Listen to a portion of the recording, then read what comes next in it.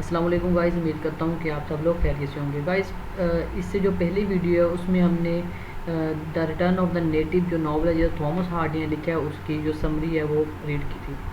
आज हम इसके करैक्टर्स के बारे में बात करेंगे। इस वीडियो में हम इनके जितने भी करैक्टर्स हैं उनके बारे में बात करेंगे।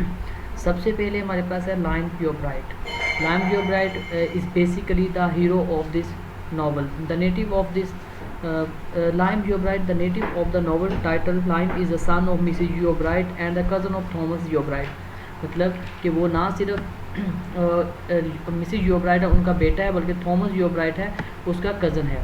He goes abroad to work as a diamond merchant in Paris but comes home when he realizes that his ambition is toward material wealth. अब वो पेरिस चला गया, वहाँ पर उसने एक डायमंड मर्चेंट का जब वर्क शुरू किया डायमंड का, तो उसको यहाँ पे रियलाइज़ हुआ कि उसका ये एम्बिशन तो नहीं था, वो वापस आ जाता है। He is persuade by Eustacia and eventually marries her. वो मतलब एस्टेशिया को उनकी शादी हो जाती है बहुत जल्द और उनको वो एक दूसरे को लाइक करते हैं। But their marriage turn sour when his ambitions to move to Paris conflict with his plan to stay on Egdon hill and teach school. लेकिन जो उनका मैरिज का जो प्लान था वो मतलब काफ़ी हद तक डार्क साइड में चला जाता है, क्योंकि उनको क्योंकि जो लाइम होता है वो चाहता है कि वो एग्डन हीथ में रहकर बच्चों को टीच करे। It is determination that leads to his eventually swilled with his mother and separation from Eustacia at the end of the novels weaken by eye condition and the trauma of losing his mother and Eustacia. आखिर में कुछ यूँ होता है कि जब उसकी वालदा की डेथ हो जाती है और एस्टेशिया भी इस दुनिया से जा चुकी होती है तो बहुत वो मतलब अपने आप को गिल्टी फील करता है कि उसकी वजह से ही सब कुछ हुआ है। नेक्स्ट चलते हैं हम इस जो नावल का करेक्टर है वो है डिगोरी।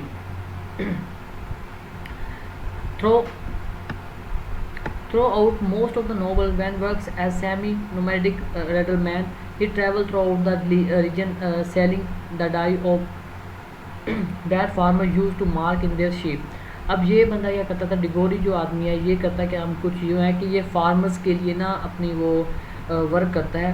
ये जैसे रिडलमैन होते हैं ना, जिस तरह एक वैगन या गधा गाड़ी कह लें, इस तरह की ये चीज़ों को रन करता है। और जो फार्मर होता है उनको ये सर्विसेज देता है। कौन सी सर्विसेज देता है?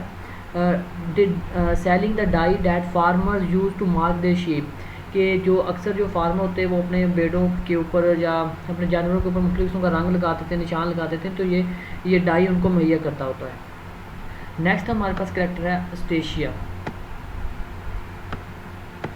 Born in the busy port town and transplanted to Egdon Heath to live with her grandfather. अब ये रहती होती है, ये किसी और जगह पे रह रही होती है, बडमाउथ में रह रही होती है, लेकिन वहाँ से ये अपने ग्रैंडफादर के पास एग्डन हीथ में आ जाती है। Eustacia passes the heath and searches for a very to escape however even as she hates the Heath.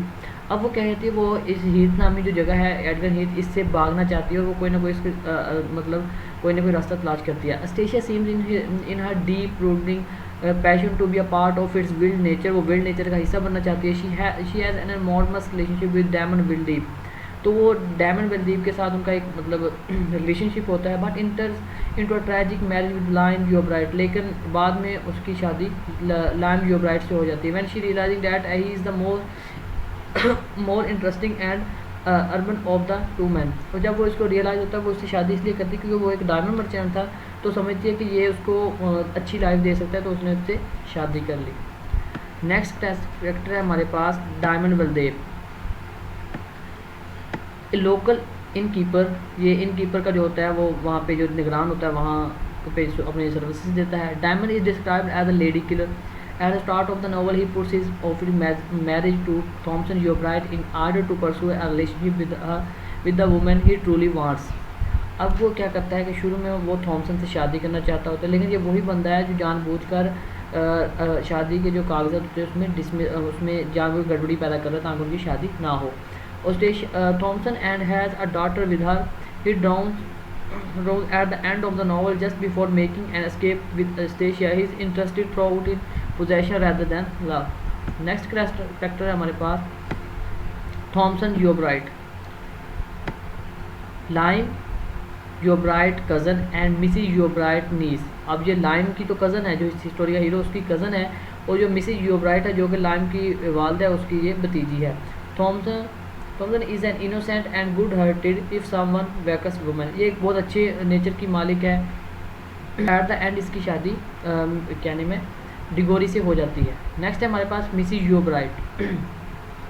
Mrs योब्राइट, Lime Yobright mother and Thompson Yobright aunt and guardian, a proper class conscious proud woman. Mrs. Yobright objects to the marriage of both her changes. As it turns out, she is eventually entirely correct. She dies when exactly she is bitten by and added to the heap. Believing that Lime has utterly rejected her, the daughter of a person Mrs.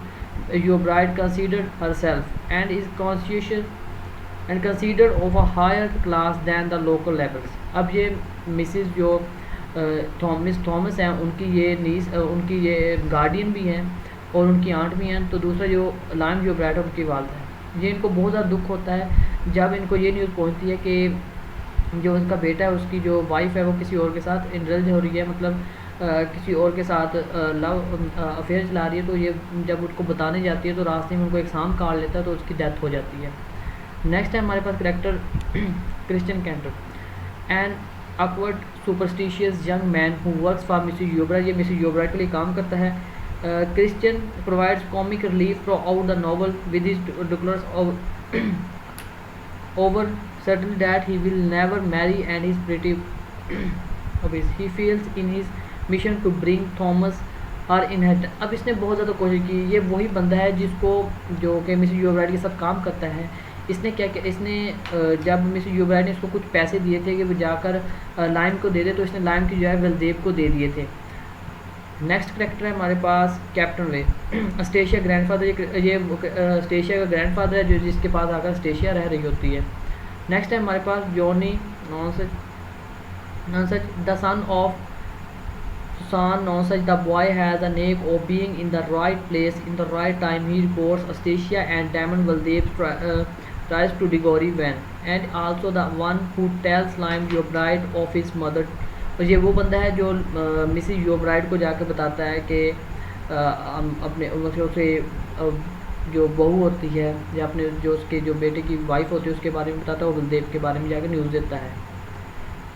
Next है हमारे पास Charley, a local youth who works for the Vyes and who falls hopelessly in love with Eustacia. ये भी अस्टेशिया के साथ मोहब्बत करता है और ये लोकल आदमी होता है। नेक्स्ट है हमारे पास जो लास्ट करेक्टर है स्टोरी इस नावल का, लोकल लेबरर्स। कुछ लोकल लेबरर्स का भी जिक्र है इसमें, who simple dialect and observation of local customs from the culture backdrop for the novel. तो ये थे स्टोरी इस नावल के टोटल करेक्टर्स। तो उम्मीद करता हूँ कि आपको अच्छे से इसकी समझ आ चुकी होगी। अगर आपको इसके जो नोट्स हैं वो चाहिए तो वो आप मुझसे ईमेल के ज़रिए भी ले सकते हैं और व्हाट्सएप के ज़रिए भी। ओके, अल्लाह हाफिज़, टेक केयर।